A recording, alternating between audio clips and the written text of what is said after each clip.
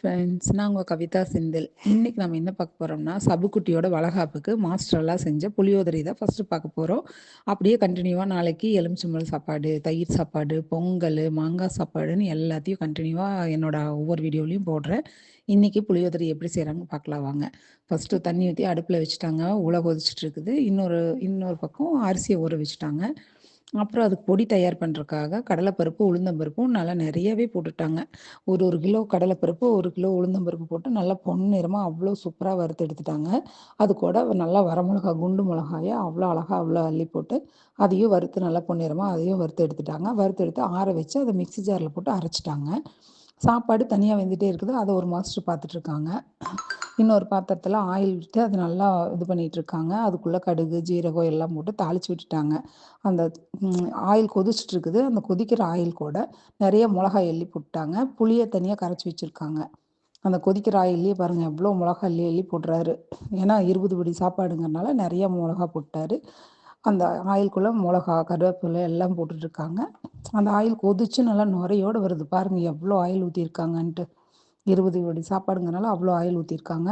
இப்போ கரைச்சி வச்சுருக்கிற புளிக்கரைசலை கொண்டு வந்து அதுக்குள்ளே ஊற்றிட்டாங்க. புளிக்கரைசல் நல்லா கொதி வந்துட்டுருக்குது.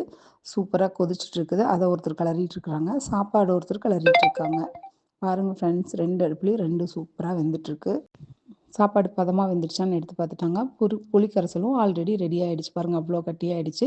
இப்போ அந்த சாப்பாடெல்லாம் ஆற வைக்கணும் இல்லையா? நம்ம கம்மியாக இருந்தால் தட்டு போடுவோம். இது 20 படி சாப்பாடுங்கிறனால பெரிய 2 டேபிளில் வெள்ளை துணி விரிச்சு விட்டு அதில் ஃபுல்லாக சாப்பாடெல்லாம் பரப்பி விட்டுட்டாங்க.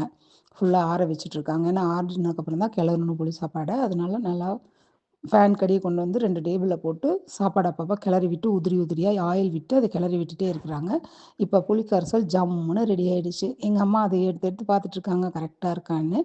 இப்போ திருப்பியும் சாதத்தெல்லாம் எடுத்து பெரிய அண்டாவில் போட்டு புளிக்கரைசல் எடுத்து மாஸ்டர் ஊற்றிட்டுருக்காரு.